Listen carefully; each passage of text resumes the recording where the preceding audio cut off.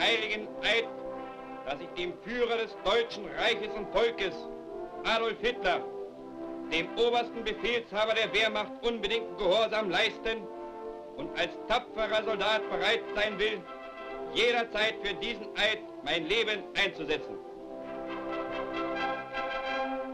Dieser Film kündet vom Kampf des deutschen Volkes, das in langen Jahrhunderten viele Male zur Verteidigung seiner Grenzen und seines Lebensraumes aufgerufen wurde.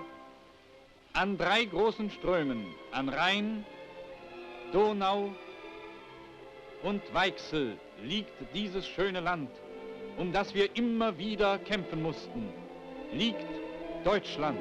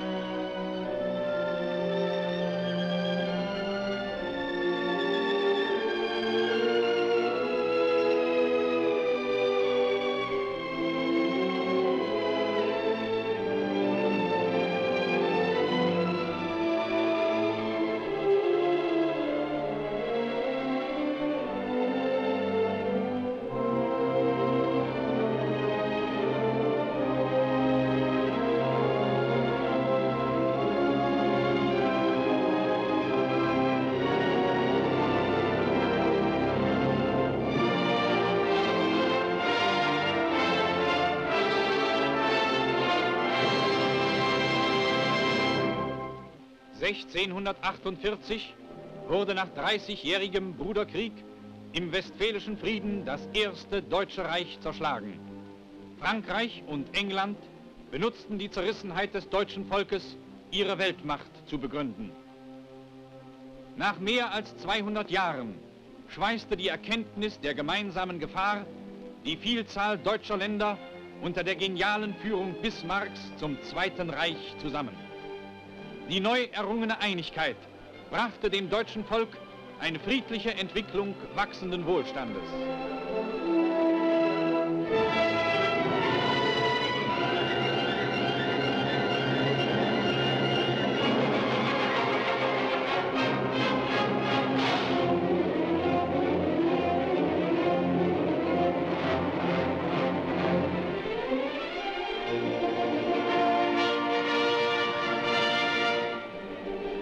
Kolonien wurden erworben, wenn auch nur ein Bruchteil des Besitzes, über den England verfügte.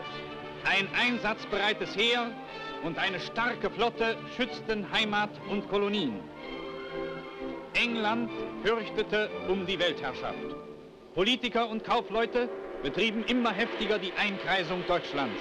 Das Ergebnis war der Weltkrieg.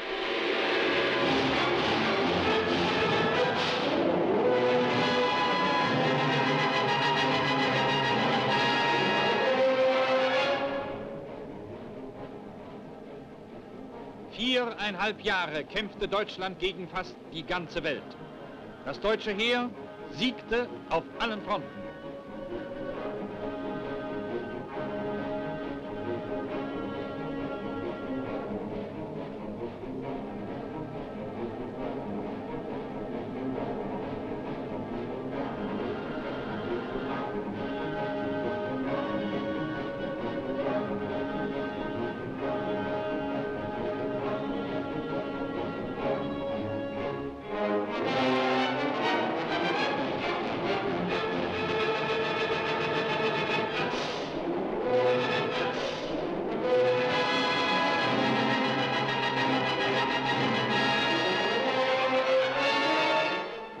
England führte einen anderen Krieg, die Hungerblockade gegen Frauen und Kinder und trieb den Keil zwischen Front und Heimat.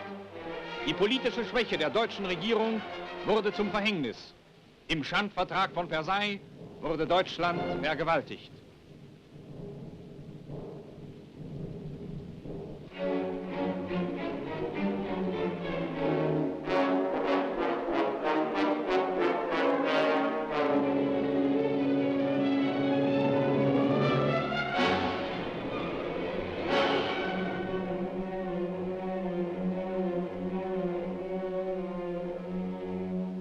Die vom Feind erpressten Tribute, Inflation und Arbeitslosigkeit brachten das deutsche Volk in bitterste Not.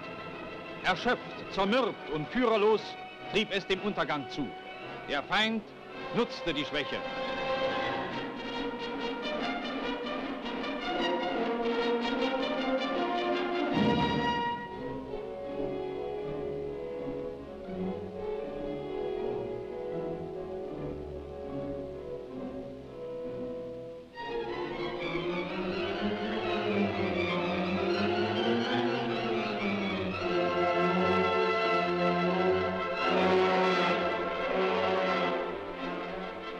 In dieser Zeit des Verfalls gründet Adolf Hitler, der Frontsoldat des Weltkrieges, die Nationalsozialistische Deutsche Arbeiterpartei.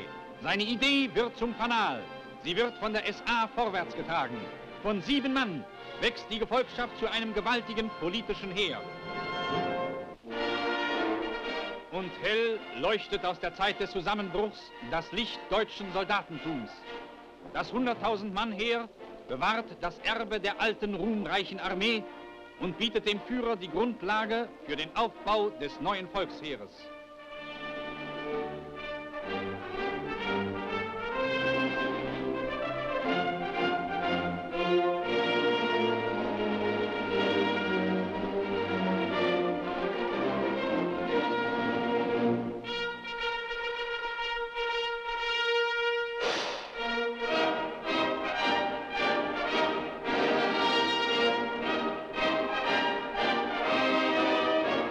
Zwar verfügt das Heer anstelle der verbotenen Waffen nur über Attrappen, Papptanks und Holzgeschütze, aber dahinter steht der heiße Wille zur Zerbrechung des Diktats.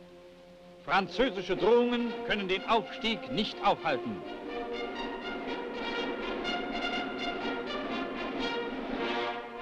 Der 30. Januar 1933 wird zum Wendepunkt der deutschen Geschichte. Der neue politische Soldat reicht dem Reichswehrsoldaten die Hand. Das Frontkämpfertum des Weltkrieges findet seine Erfüllung.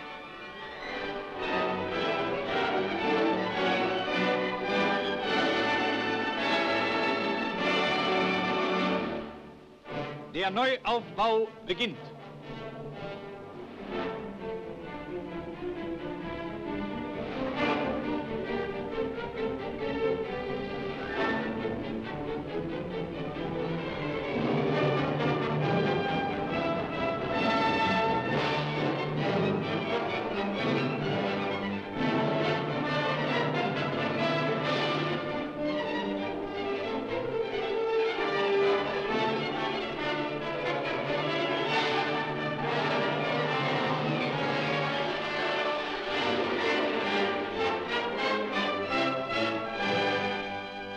England aber rüstet. Abrüstungsvorschläge des Führers werden zurückgewiesen. 2 Jahre nach der Machtergreifung verkündet der Führer die allgemeine Wehrpflicht.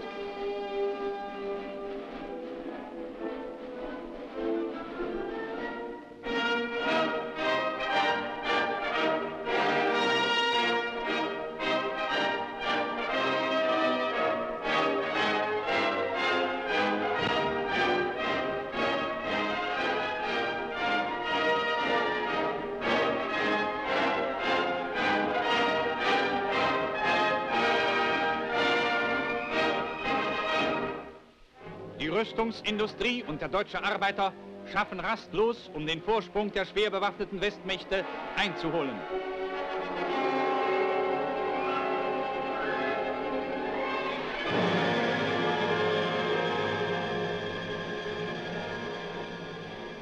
Unbeirrt verfolgt der Führer sein großes politisches Ziel.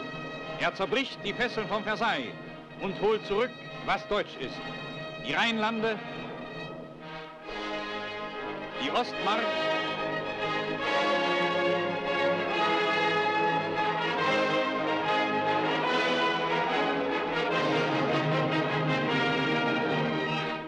Sudetenland.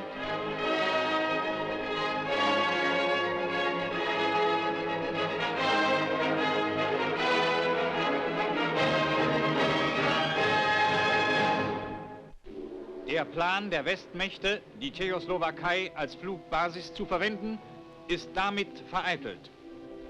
Als Schutz gegen die immer unverhüllter ausgesprochene Drohung des Einfalls nach Deutschland schafft der Führer den Westwall. Festungspioniere, Bautruppen, Arbeitsdienst und Organisation Todt arbeiten Hand in Hand und stampfen in kürzester Zeit das große Werk aus dem Boden.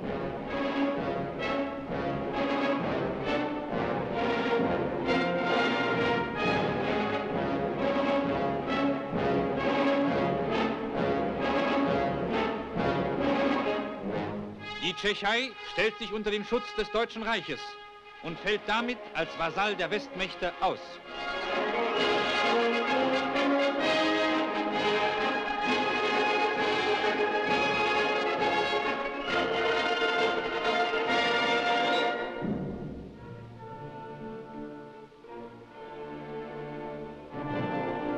Als Hoffnung Englands und Frankreichs bleibt nur noch Polen.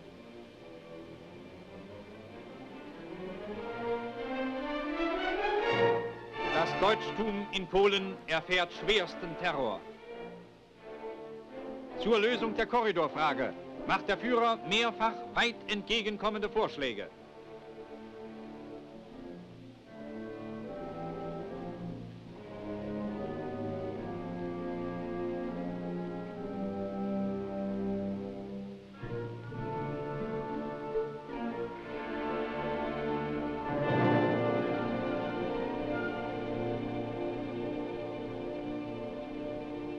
Die Warschauer Regierung beantwortet diese Vorschläge mit militärischen Demonstrationen, mit immer härterem Terror gegen die Volksdeutschen.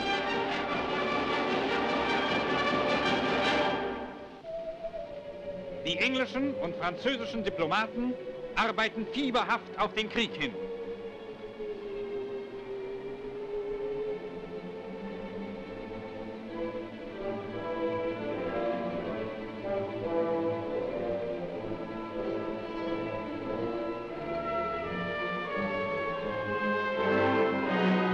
Am 1. September 1939 erklärt der Führer im Reichstag: Polen hat heute Nacht zum ersten Mal auf unserem eigenen Territorium auch mit bereits regulären Soldaten geschossen. Seit 5:45 Uhr wird jetzt zurückgeschossen.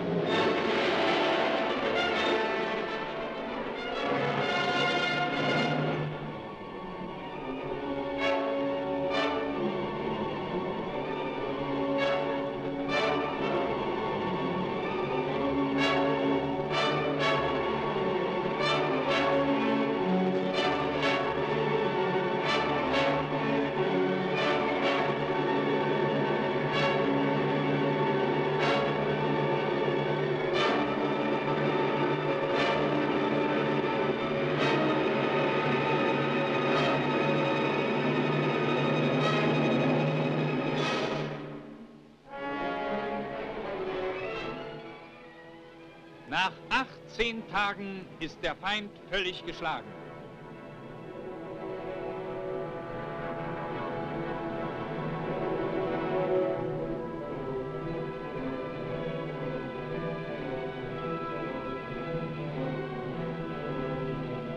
Warschau kapituliert. Deutschland hat den Rücken nach Osten frei. Nun rollen lange Transportzüge nach dem Westen und verstärken die hier unter dem Schutz des Westwalls aufmarschierten Kräfte. In unerschütterlicher Bereitschaft zum Frieden und in dem Bewusstsein seiner Stärke richtet der Führer ein Friedensangebot an die Westmächte, das von ihnen als Zeichen der Schwäche ausgelegt und abgelehnt wird. Die Gegner versuchen vielmehr, sich neue Aufmarschgebiete in Skandinavien zu schaffen. Diesem Plan kommt der Führer am 9. April 1940 zuvor. 10 Stunden früher besetzen deutsche Truppen Dänemark und Norwegen. Die Kriegsmarine schlägt der englischen Flotte alle Trümpfe aus der Hand. Vorbildlich ist das Zusammenwirken der 3 Wehrmachtteile.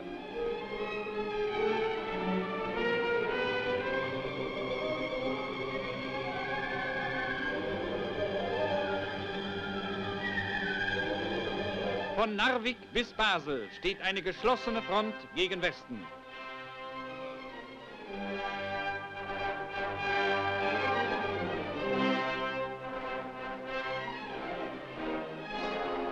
Der Soldat am Westwall hat einen harten Winter hinter sich.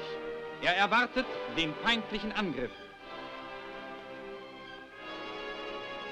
Das Vertrauen des Heeres und des ganzen deutschen Volkes gehört dem Führer, in dessen Händen das Schicksal Deutschlands liegt. Der allein weiß, wann die Stunde der großen Entscheidung schlägt. Der aber auch weiß, dass dieses Volk in Waffen, in treuer Liebe hinter ihm steht und bereit ist, auf seinen Ruf anzutreten. Der Entscheidung entgegen.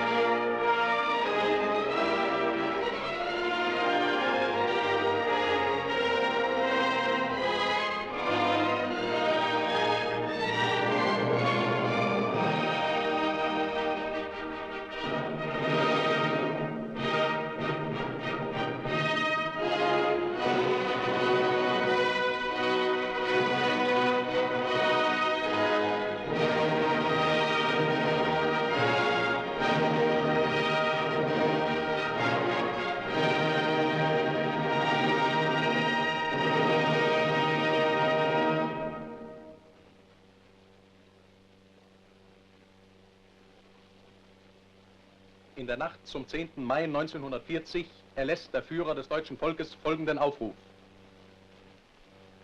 Soldaten der Westfront.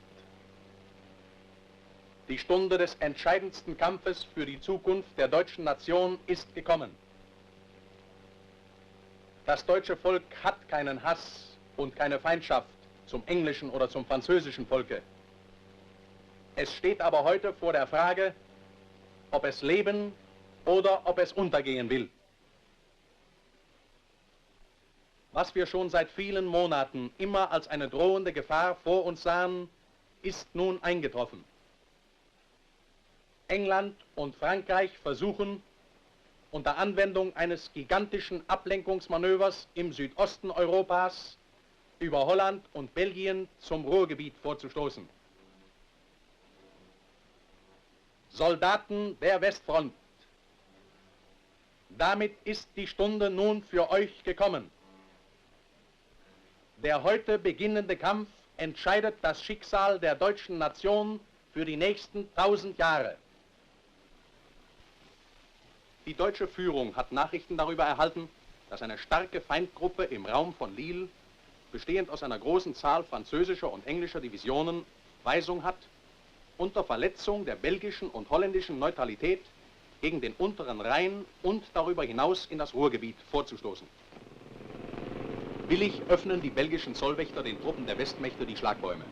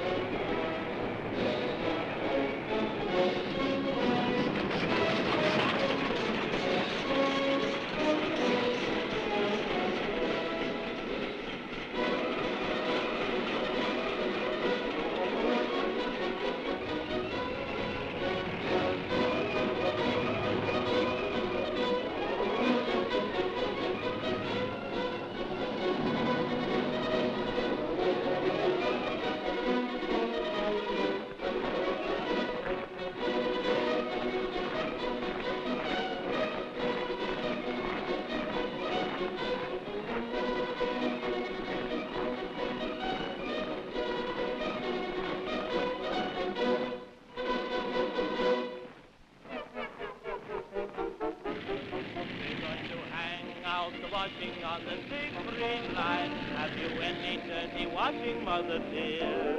We're going to hang out watching on the Siegfried line, 'cause the washing day is here. The weather, maybe Beim Antreten des deutschen Heeres sprengt der Feind Brücken und Übergänge.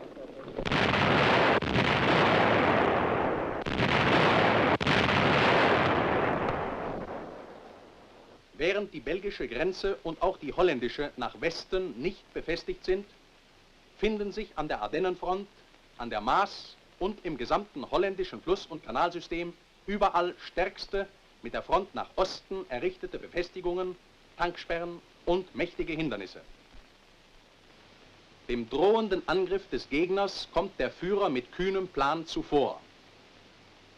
Hier bespricht er mit dem Oberbefehlshaber des Heeres, Generaloberst von Brauchitsch, die Operationen. Die deutschen Kräfte, die in 3 Heeresgruppen gegliedert sind, sollen mit der Heeresgruppe B des Generalobersten von Bock auf dem rechten Flügel und der Heeresgruppe A des Generalobersten von Rundstedt in der Mitte angreifen, während der linke Flügel, die Heeresgruppe C des Generalobersten Ritter von Leeb, zunächst die Front an der Saar und am Oberrhein hält.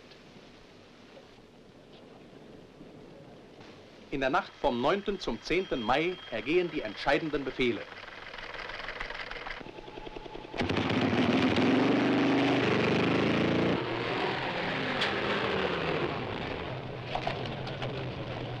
Der erste Berater des Oberbefehlshabers des Heeres ist der Chef des Generalstabes, General der Artillerie Halder.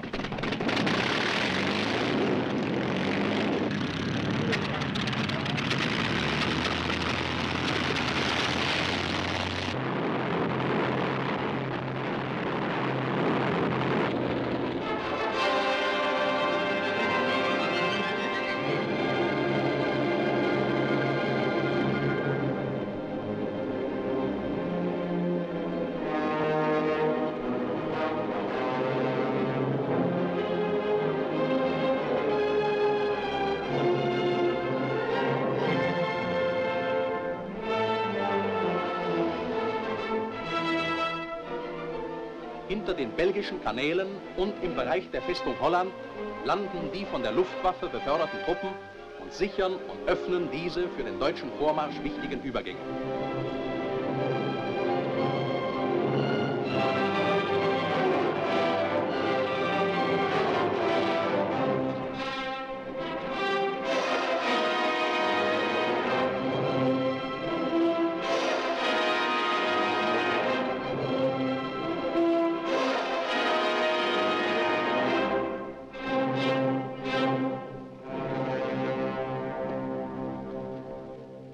Im Morgengrauen treten die deutschen Armeen auf breiter Front an.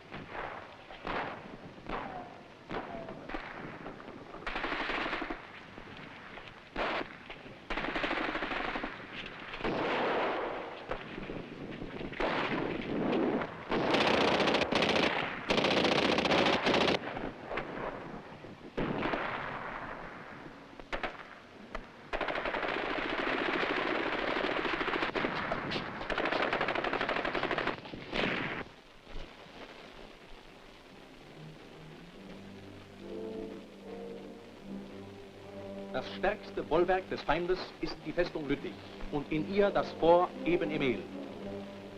Es gilt mit seinen 22 Werken, seinen 40 Geschützen und seinen 1200 Mann Besatzung, gesichert durch den tiefen Kanaleinschnitt, als uneinnehmbar. Die Luftwaffe zerstört eine Reihe wichtiger Befestigungsanlagen und schafft für den Feind eine ebenso schwierige wie unerwartete Lage. Gegen die Außenwerke setzt der Landangriff deutscher Infanterie und deutscher Pioniere ein. Aber vor Eben-Emel liegen die Maas und der Kanal und die Brücken sind gesprengt.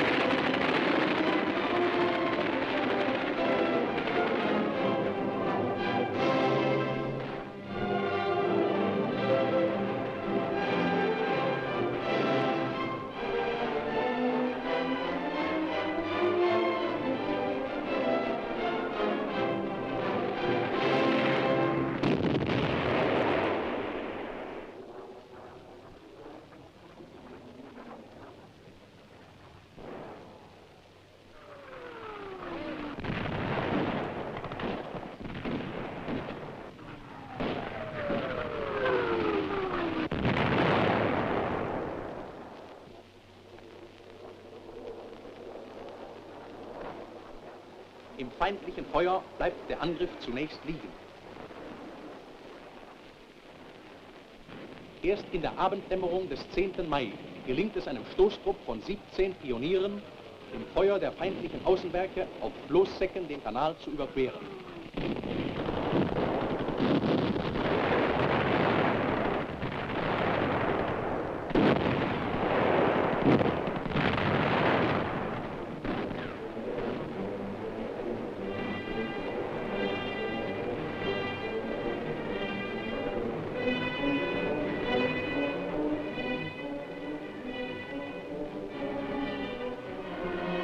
Noch feuert das starke Außenwerk 4.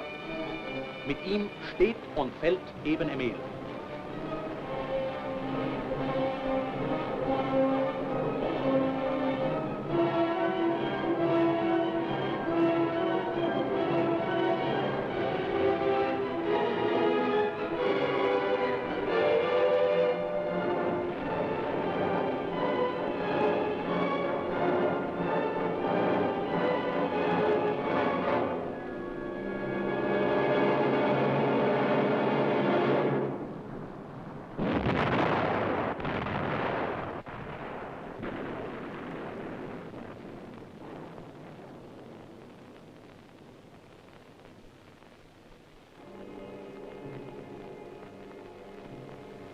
Bereits am 11. Mai kapituliert Eben-Emel. Der Welt stockt der Atem. Wenige todesmutige deutsche Soldaten haben die Bresche durch den Wall von Beton und Stahl geschlagen.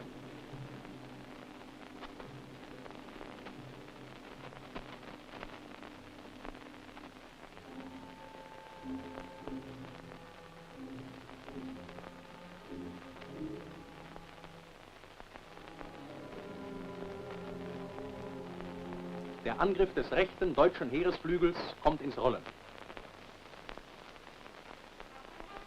Der Albertkanal wird an mehreren Stellen überschritten. Fehlstellung, Isel- und Grebbelinie werden bezwungen. Los!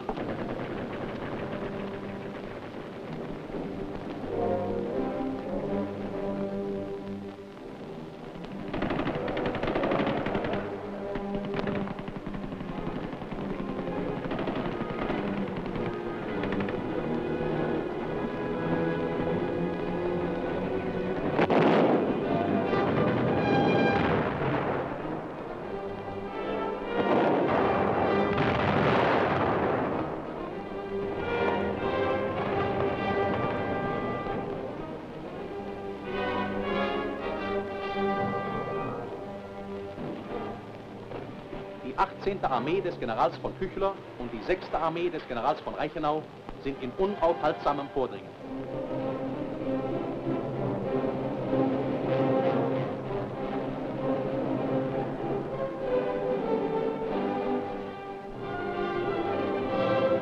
Noch immer halten die Fallschirmjäger die Brücken von Moordeich und Rotterdam.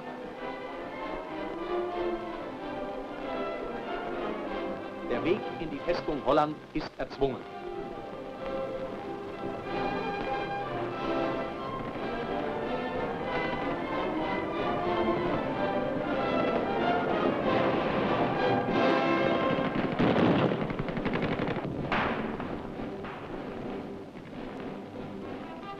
In den Reihen des Heeres kämpft die Waffen-SS.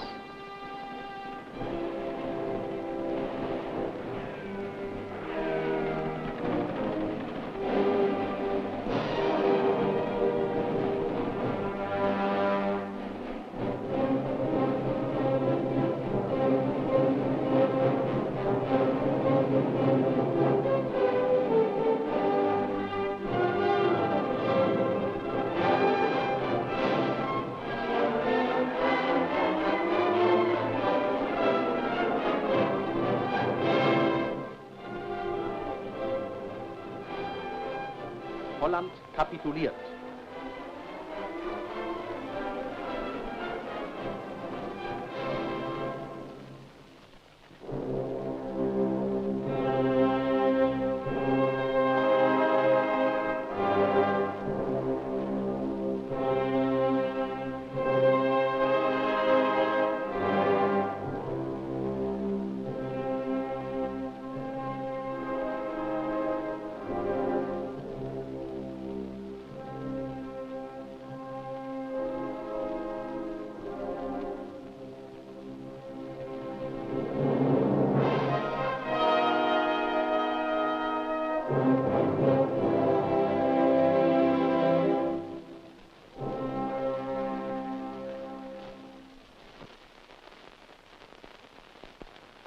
Zweierlei ist erreicht.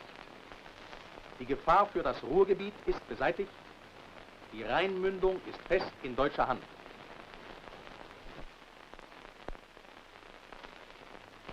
Die Hauptkräfte des rechten deutschen Flügels stoßen weiter südlich auf den alten belgischen Schlachtfeldern mit der Masse des Feindes zusammen.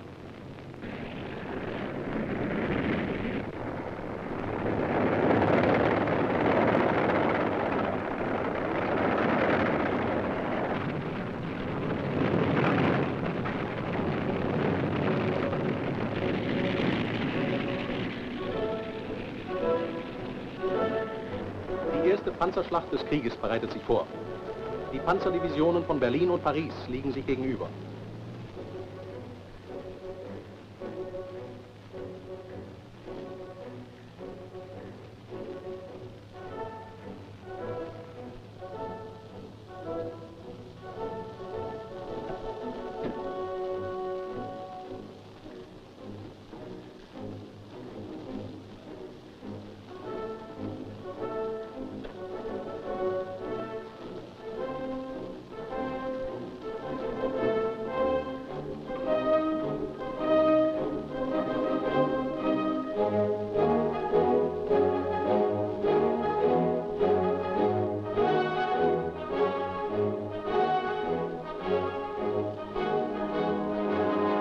Feindpanzer werden gebildet.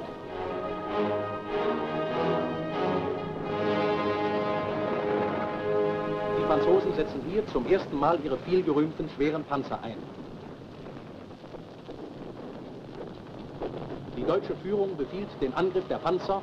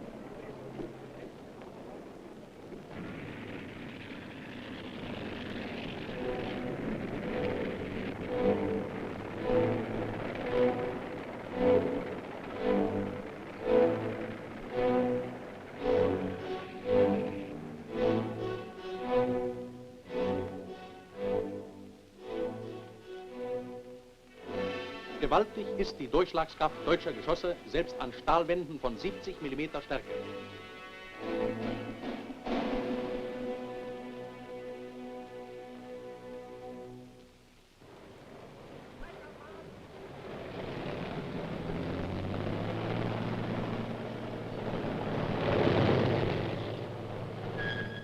In Ausnutzung ihres errungenen Erfolges stoßen die deutschen Panzerverbände weiter vor.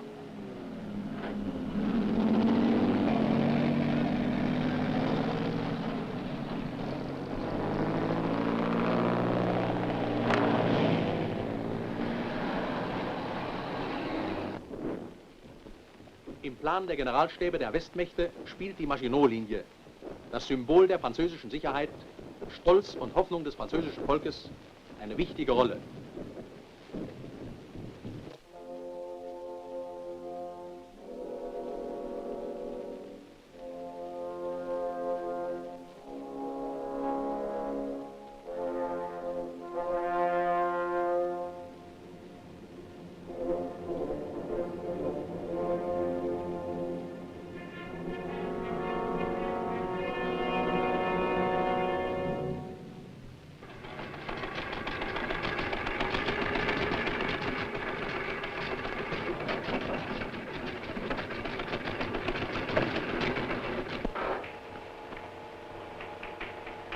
Montpensier est en portée 6, Montpensier est en direction 13.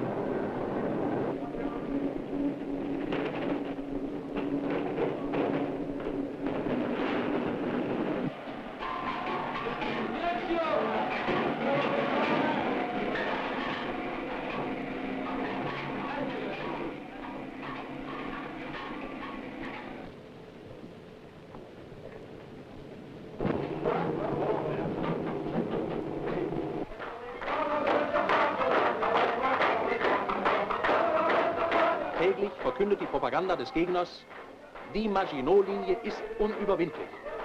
Der Gegner behauptet, wir sind die Stärkeren, darum werden wir siegen.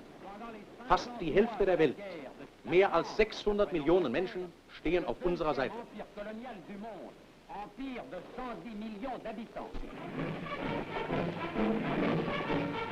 Et sans cesse, des hommes, des centaines de milliers d'hommes vont aux portes de la France renforcer ses frontières. Il faut en finir, a dit en français M. Chamberlain, il faut en finir avec la force brutale de l'hitlérisme. Il n'est pas un de ces hommes qui n'en soit persuadé et ne veuille faire triompher les armées du droit.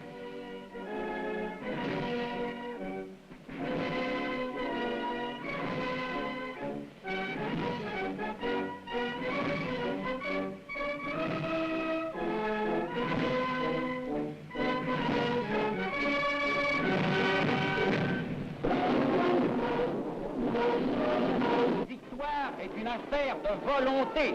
La guerre peut être longue, nous devons nous y préparer.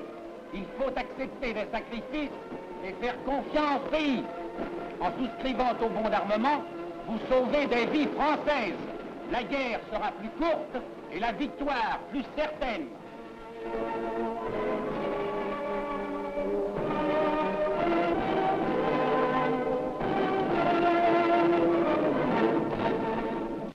Völlig überraschend setzt der gewaltige Angriff der deutschen Heeresmitte unter Generaloberst von Rundstedt ein. Rechts die 4. Armee des Generals von Kluge, in der Mitte die 12. Armee des Generals List und links die 16. Armee des Generals Busch. Er erreicht und überwindet die Maas und rückt gegen die verlängerte Maginot-Linie zwischen Maubeuge und Sedan vor. Der geniale Plan des Führers wird offenbar.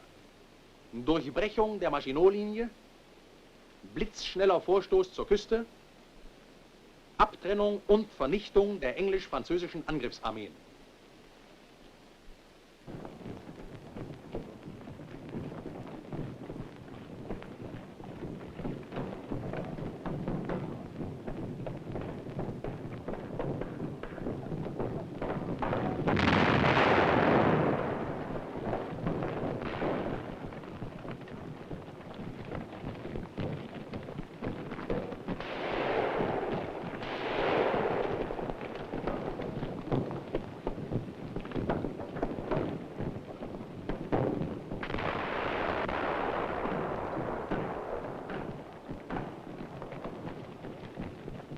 Ohne Rücksicht auf feindliches Feuer werden die Brücken über die Maas geschlagen.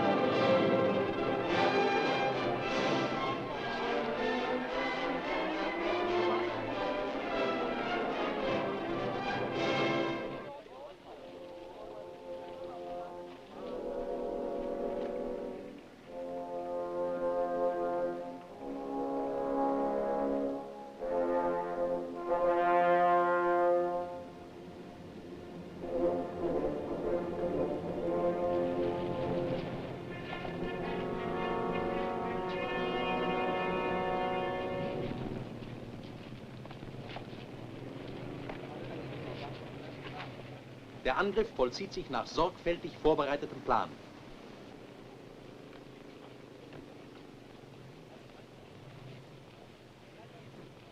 Zwischen Maubeuge und Sedan wird die Maginot-Linie durchbrochen. Auf dem linken Flügel der Heeresgruppe A liegt das mächtige Werk 505, das nach planmäßiger Artillerievorbereitung von Pionierstoßtrupps genommen wird.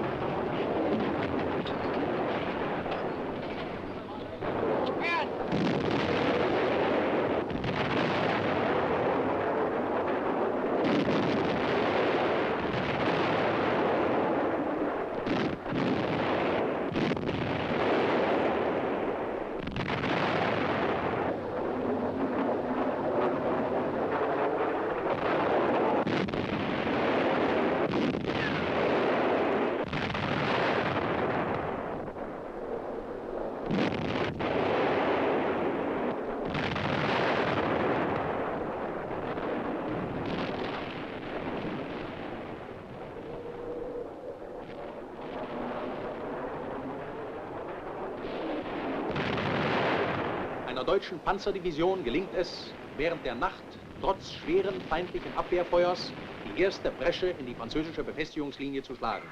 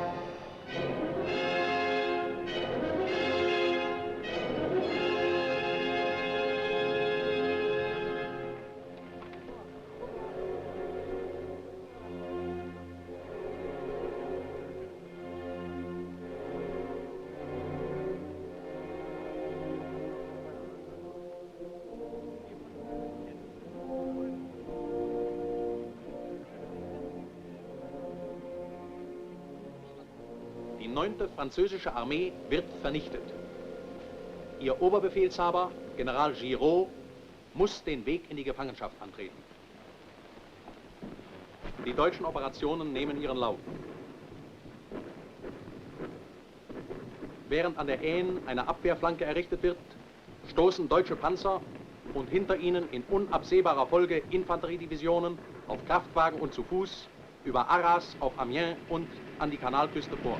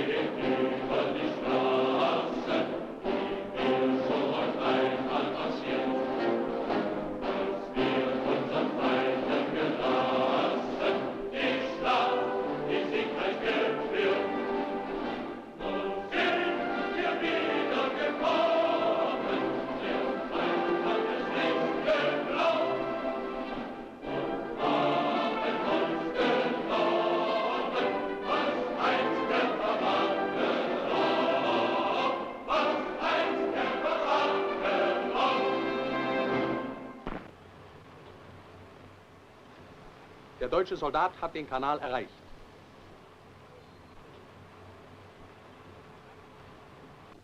Der Ring um das englisch-französische Angriffsheer schließt sich.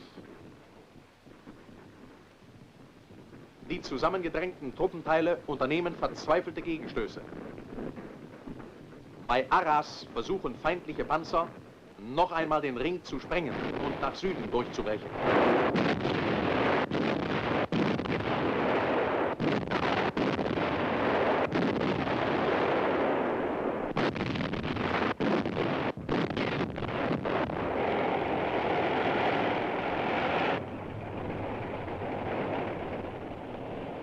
Alle Angriffe des Feindes stoßen auf die fest geschlossene deutsche Front.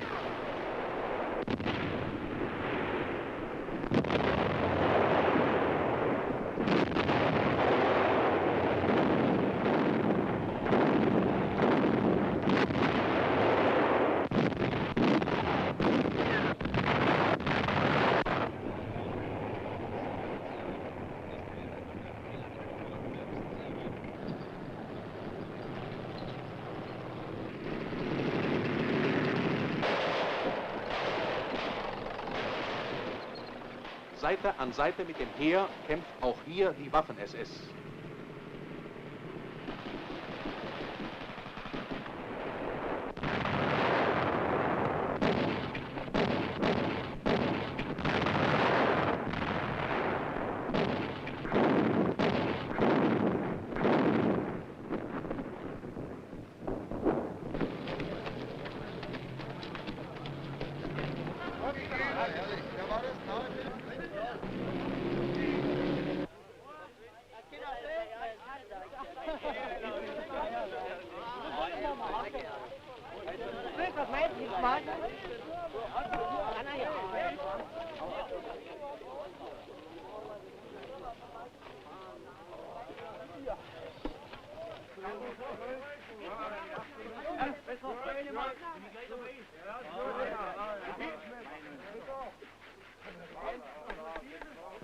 Der englische Generalstab gibt schon in diesen Tagen die Schlacht verloren. Er versucht, das Expeditionskorps in Sicherheit zu bringen.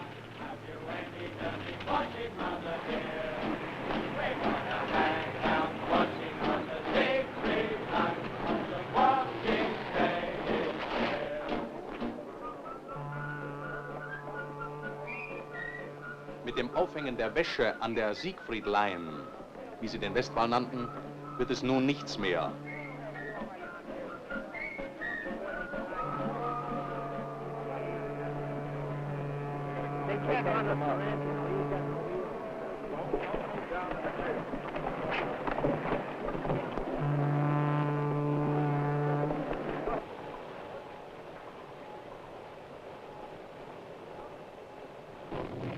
Verraten von den Engländern, bietet der König der Belgier die Kapitulation seines Heeres an.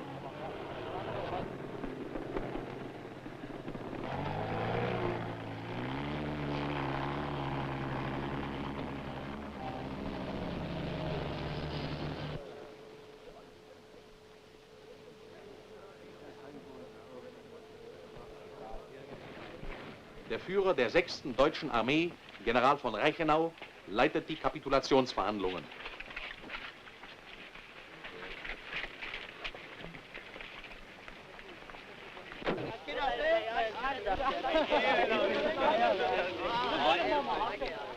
(600.000 Mann ergeben sich. Für sie ist der Krieg zu Ende. Immer kühner handelt die deutsche Führung. Bei Lille gelingt die Umklammerung einer starken französischen Gruppe. Von entgegengesetzten Seiten, über Hazebruck und Ypern vorstoßend, reichen sich deutsche Truppen die Hand. Die Engländer zerstören rücksichtslos das Land ihrer ehemaligen Waffengefährten.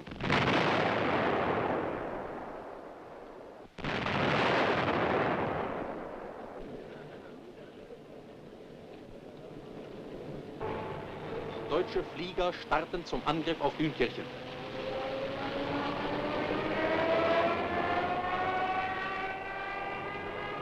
Die Engländer versuchen, mit Kriegsschiffen und zahlreichen Transportern die Trümmer ihrer Divisionen über den Kanal zu retten.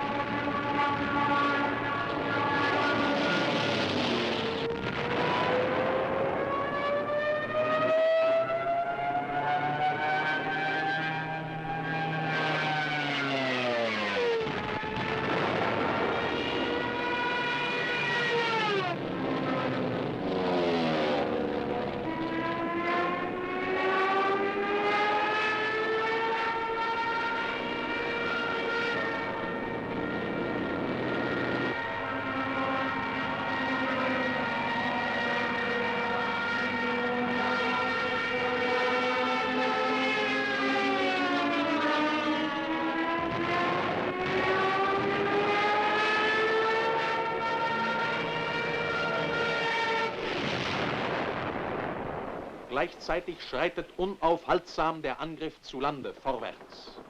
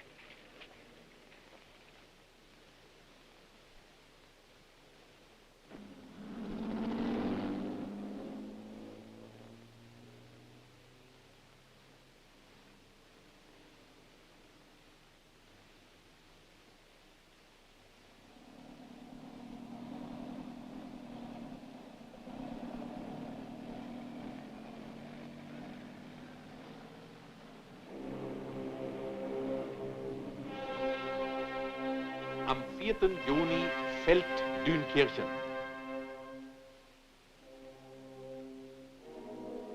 Das nannten die englischen Sender einen siegreichen Rückzug.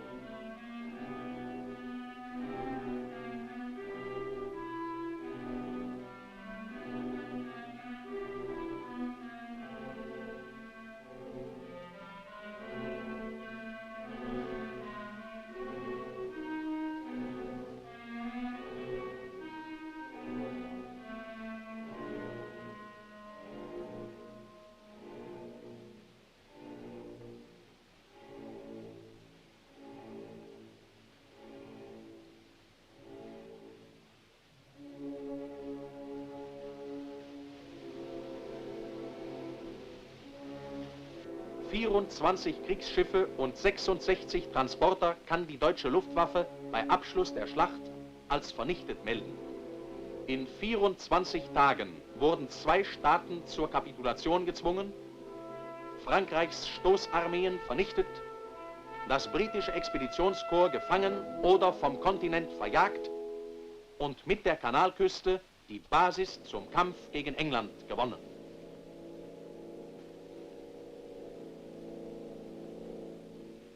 Noch ist Frankreich nicht endgültig besiegt. Ein zweiter großer Aufmarsch des deutschen Heeres findet statt. Dazu bedarf es einer großen Umstellung der rückwärtigen Verbindungen aus der Ost-West- in die Nord-Süd-Richtung. Der Lastkraftwagen ist Hauptträger des Nachschubs in Feindesland.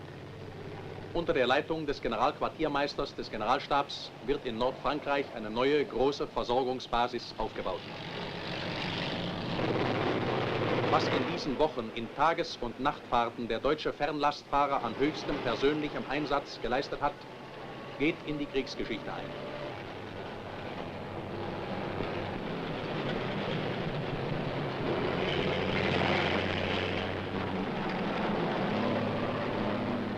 15 Millionen Liter Betriebsstoff, 60 Millionen Kilogramm Munition, 22 Millionen Kilogramm Verpflegung wurden für die Truppen bereitgestellt. Über 300.000 Kilometer wurden durch Kolonnen zurückgelegt. Fernfahrer der Reichsbahn, NSKK, Transportkolonne Speer, improvisierte Beutekolonnen, die Organisation TOT, die technische Nothilfe, zahlreiche Arbeitsdienstabteilungen haben in gemeinsamer Arbeit der Führung die Voraussetzungen zur pausenlosen Fortführung der Operationen geschaffen. Die junge Eisenbahnpioniertruppe sorgt für rascheste Wiederherstellung der Bahnen und Brücken im besetzten Gebiet.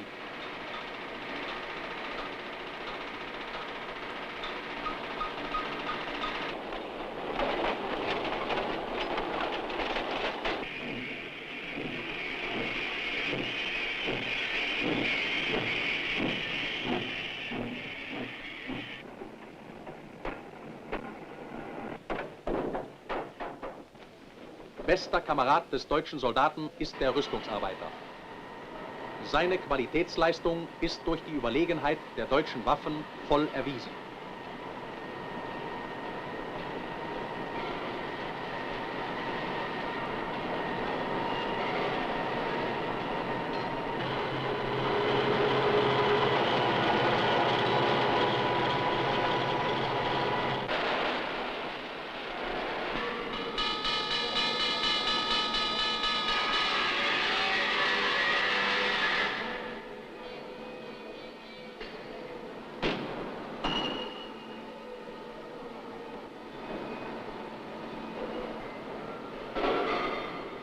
Unter dem Befehl des Chefs der Heeresrüstung und des Befehlshabers des Ersatzheeres, General der Artillerie Fromm, sind in der Heimat die notwendigen Reserven bereitgestellt worden.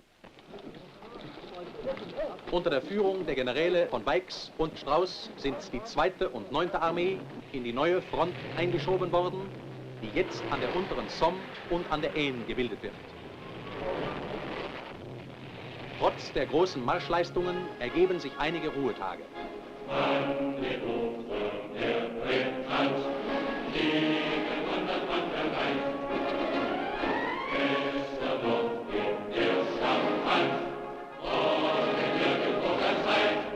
Und sie singen diese Lotte, singen es aus Unterkehren in der ersten, zweiten Lotte. Und die dritte will nicht fehlen, und Jetzt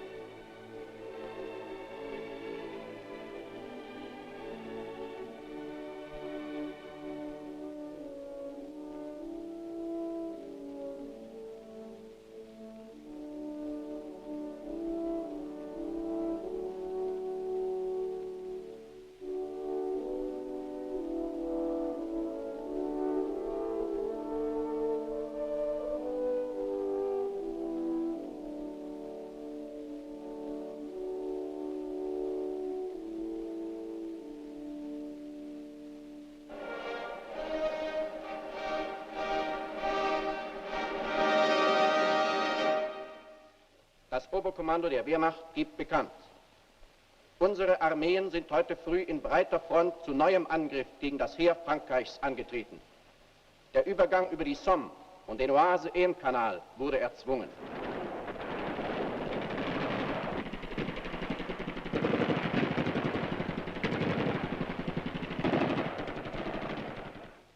Frankreich setzt alle seine Hoffnungen auf den neuen Generalissimus Weygand und seine Verteidigungsstrategie, die Weygand-Linie. Jedes Dorf und jedes Wäldchen auf dem Südufer der Somme ist in eine kleine Festung umgewandelt und soll bis zum letzten verteidigt werden.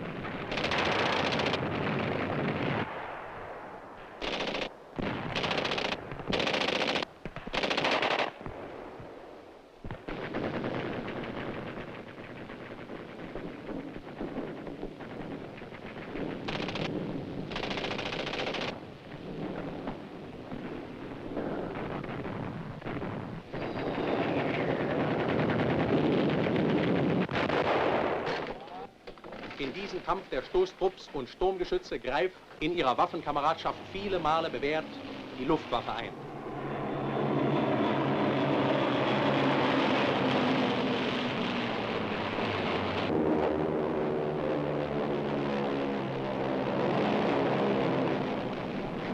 Feindliche Flugabwehr schießt Sperrfeuer.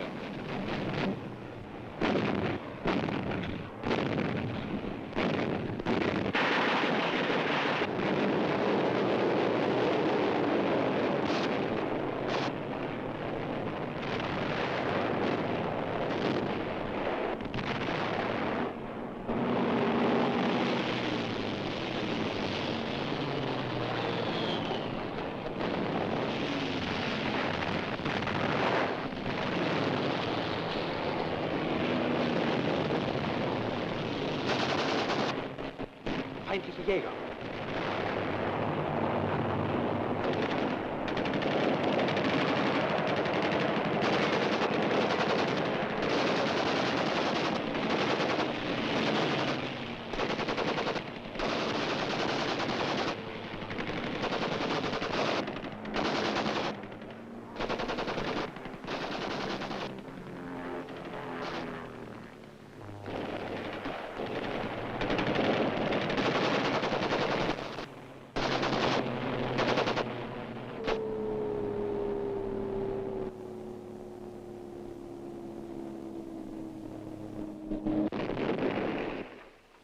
Sturzkampfflieger zerschlagen gleichzeitig die rückwärtigen Verbindungen des Feindes.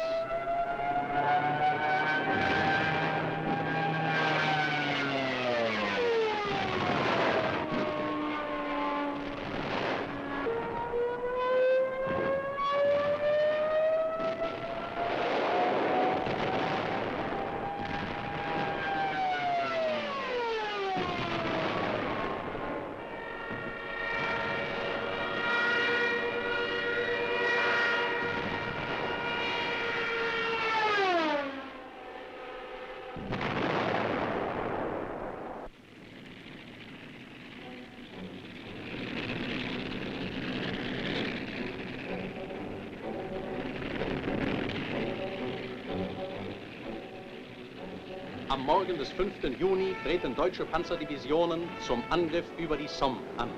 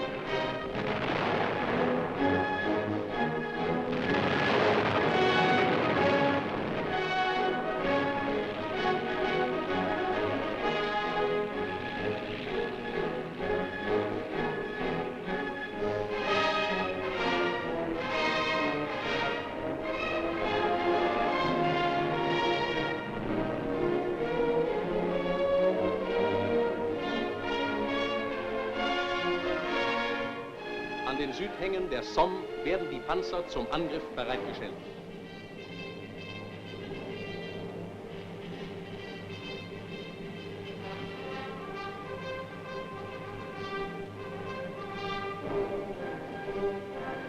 Der zur Erkundung eingesetzte deutsche Heeresflieger wirft eine Meldung über Zusammenziehung französischer Panzerverbände ab.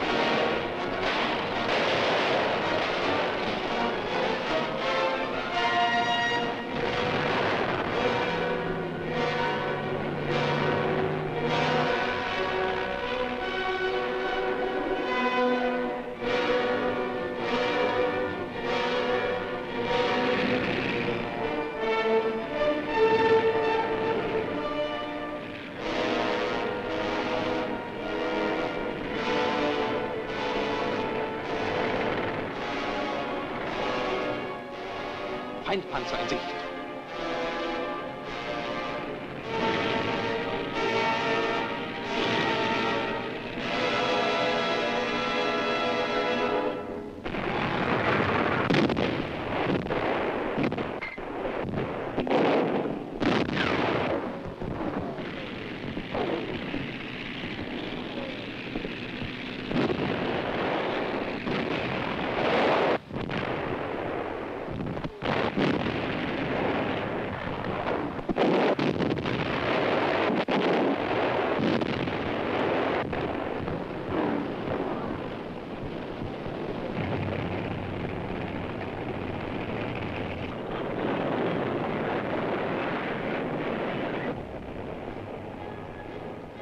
Unaufhaltsam stoßen die deutschen schnellen Truppen auf die untere Seine vor.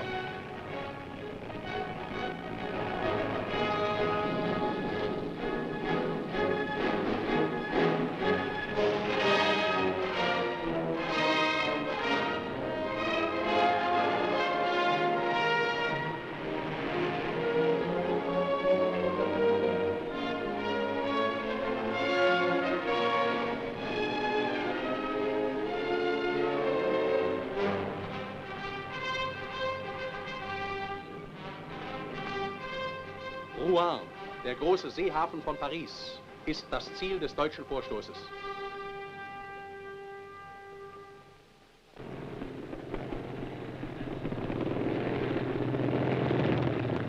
Der Feind setzt vor seinem Abzug die großen Öllager in Brand.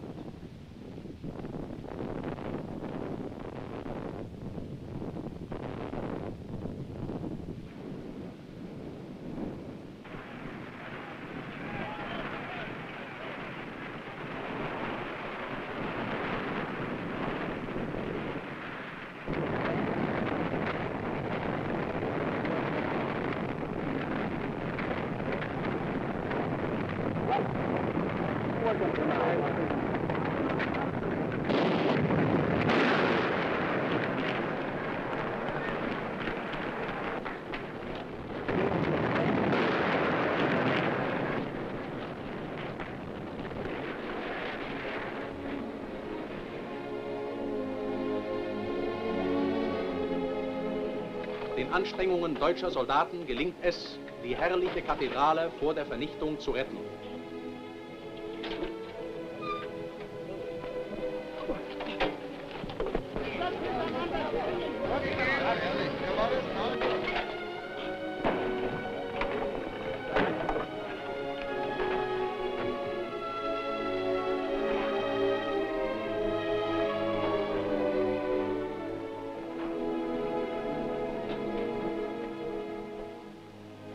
Auch gegen den Chemin des Dames treten am 5. Juni die deutschen Truppen zum Angriff an.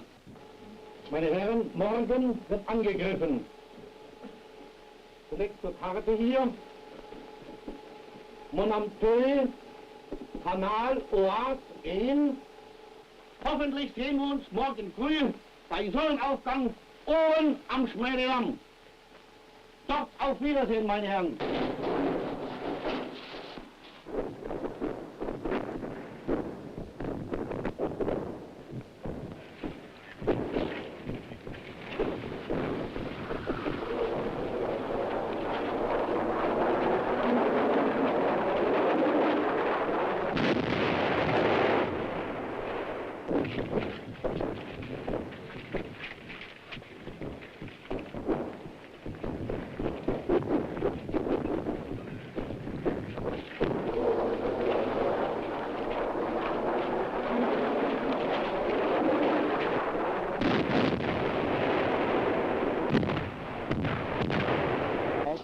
Feuerbereitschaft. 5 Uhr!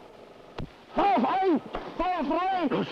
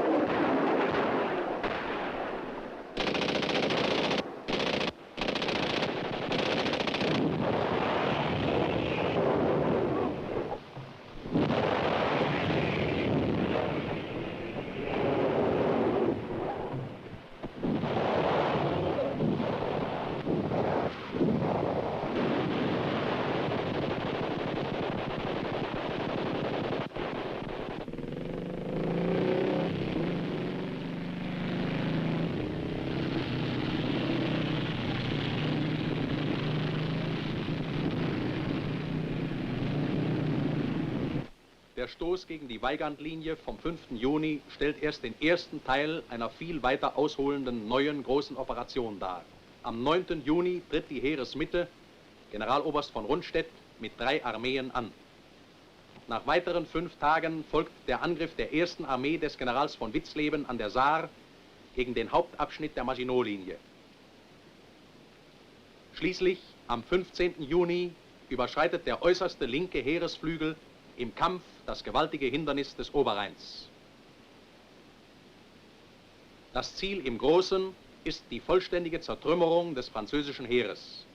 Den deutschen Panzerverbänden der Generäle von Kleist, Guderian, Höppner und Hoth fällt eine besonders wichtige Rolle zu. Wie an der Somme beginnt auch am 9. Juni an der Aisne der Kampf mit dem Angriff auf befestigte Dörfer und Waldstücke der Weigandlinie.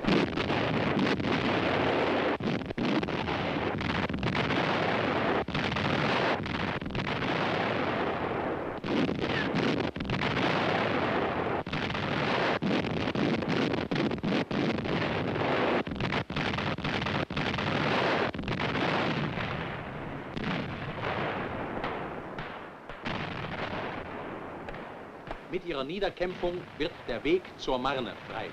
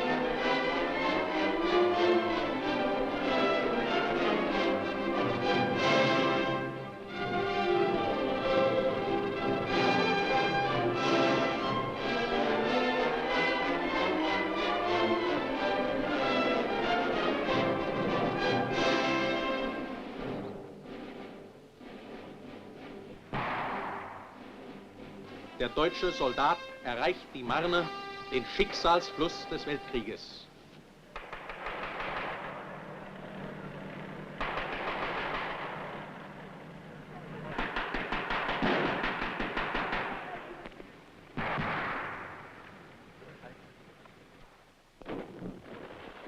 Im feindlichen Feuer bringt ein Pionier die Zugleine für die Schlauchboote ans andere Ufer.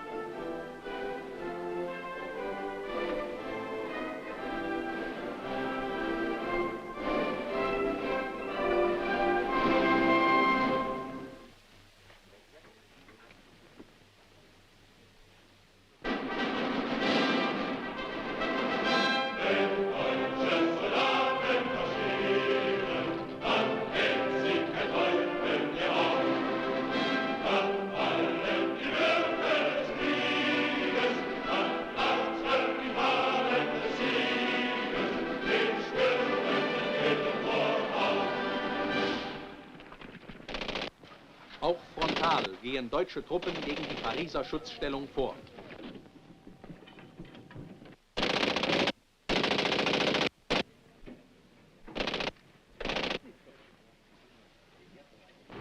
Am 14. Juni fällt Paris als reife Frucht überlegener Strategie in deutscher Hand.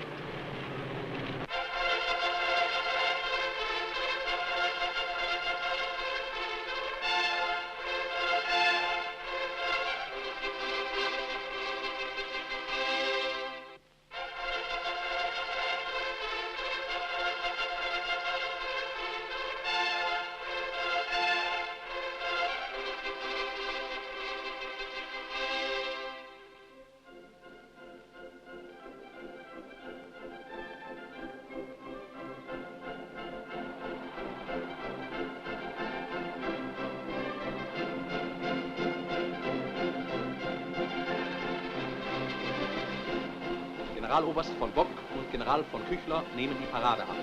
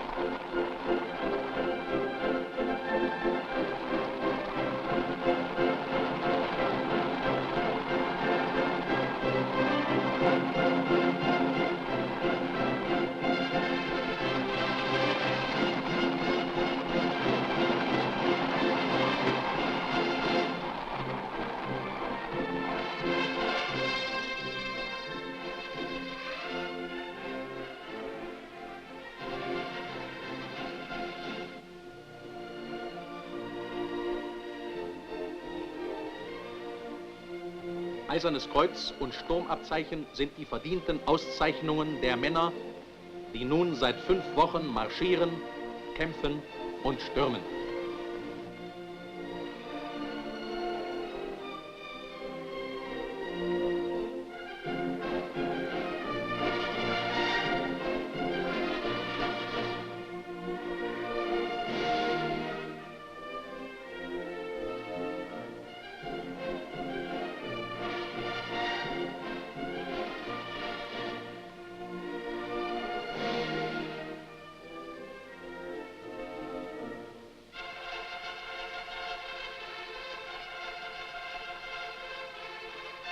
Mit der Einnahme von Paris ist die letzte Entscheidung noch nicht gefallen. Zwar ist die feindliche Front im Zusammenbrechen und stoßen die deutschen Verfolgungskolonnen in Richtung auf die Normandie, die Bretagne, die Loire-Mündung und das Plateau von Langres vor. Aber noch hält die Festungsfront.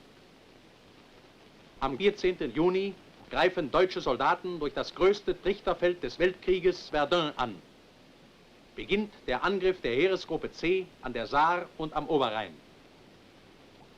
Nun erfolgt der entscheidende Durchbruch auf dem linken Maasufer, dessen Ziel der Angriff gegen den Rücken der französischen Festungsfront ist.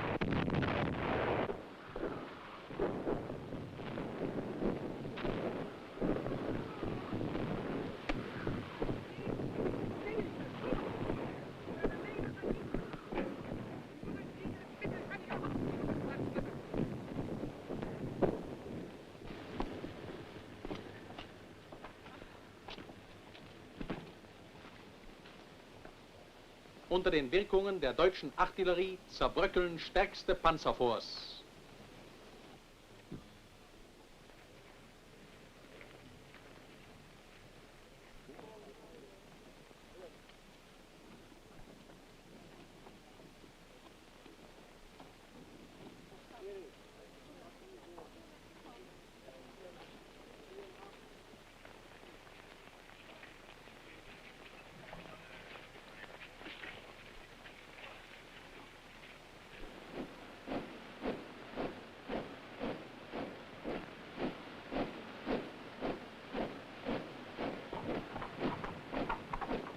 In Verdun, an dem berühmten Denkmal des Weltkrieges, nimmt der Oberbefehlshaber der siegreichen 16. Armee, General Busch, die Parade seiner Truppen ab.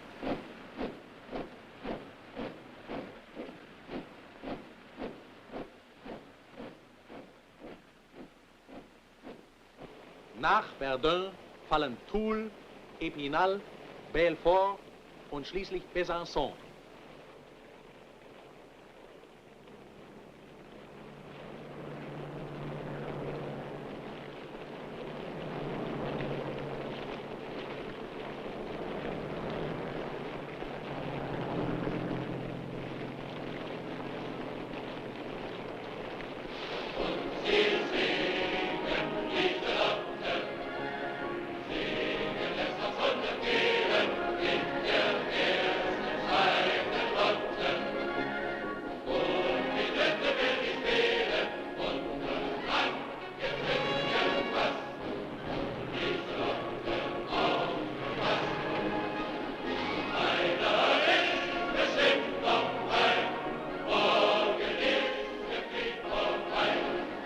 Der deutsche Soldat steht an der Schweizer Grenze.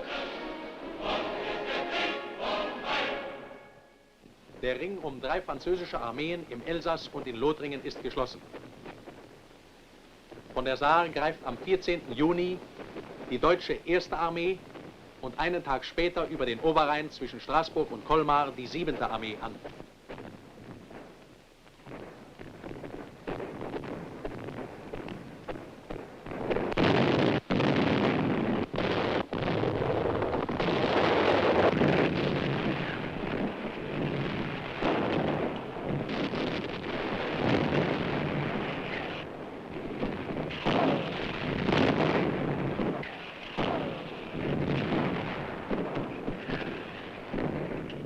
Noch verteidigen tapfere französische Soldaten in Erfüllung ihres Befehls die Kernwerke der Maginot-Linie. Zum letzten Mal läuft das Uhrwerk dieser komplizierten Verteidigungsmaschinerie.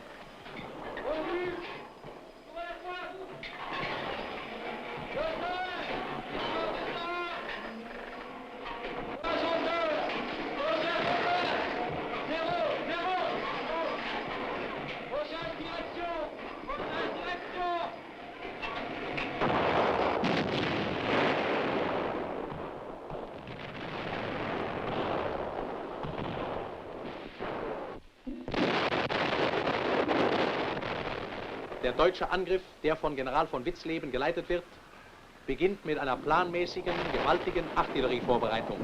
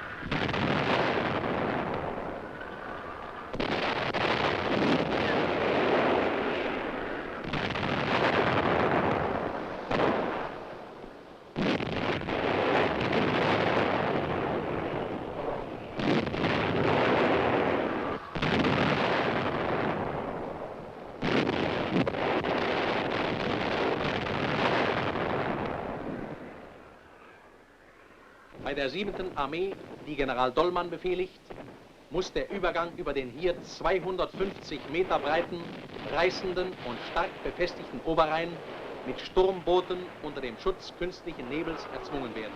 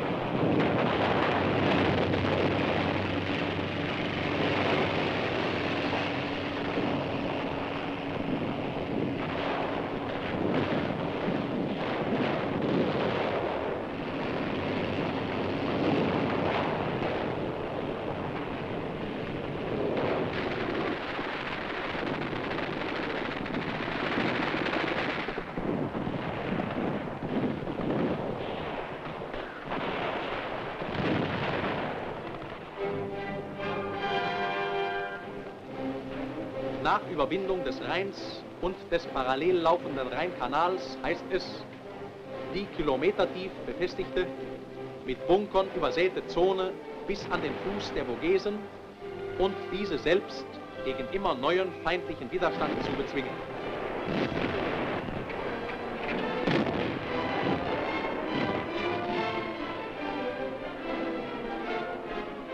Auch der Oberbefehlshaber des Heeres, Generaloberst von Brauchitsch, ist auf dem Entscheidungsflügel.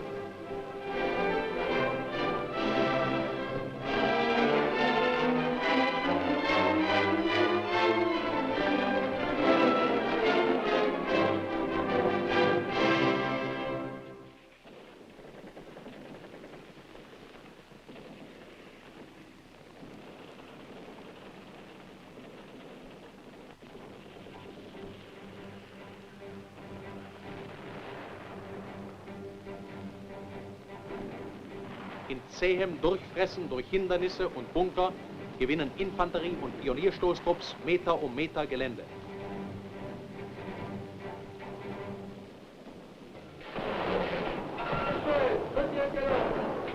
Bis zum letzten Augenblick kämpfen die schweren Werke der Maginot-Linie.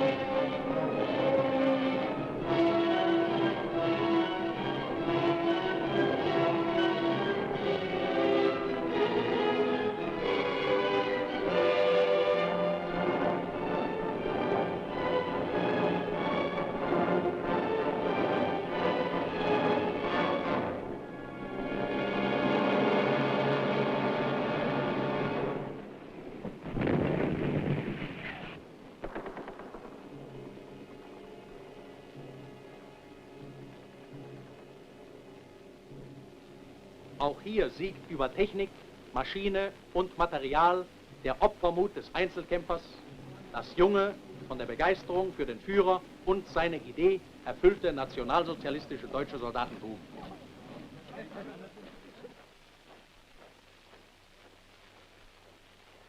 Fast 2 Millionen französische Gefangene, 6 Oberbefehlshaber von französischen Armeen, 29.000 Offiziere, die gesamte Bewaffnung und Ausrüstung von mehr als 130 Divisionen, dazu die Festungsbeute und unermessliche Vorräte an Waffen, Munition, Ausrüstung, Verpflegung, Rohstoffen und Halbfabrikaten fielen in deutscher Hand.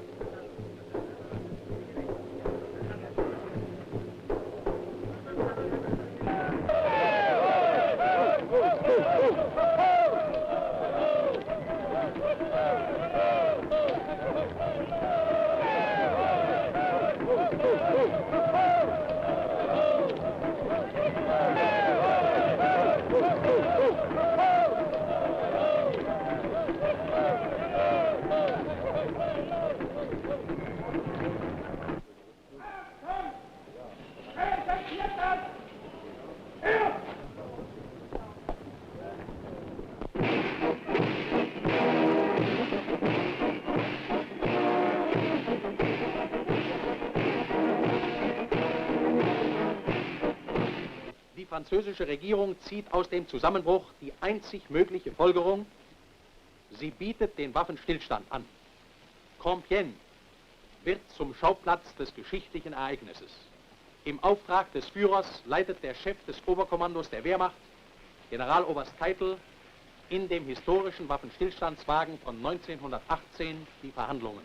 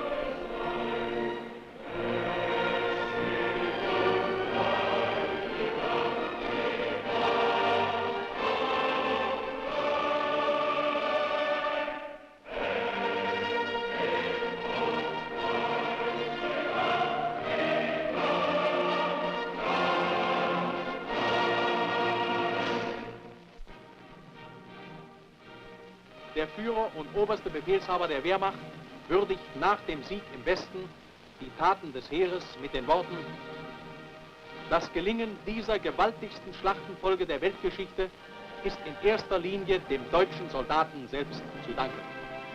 Er hat sich wieder auf allen Plätzen, auf die er gestellt war, auf das Höchste bewährt.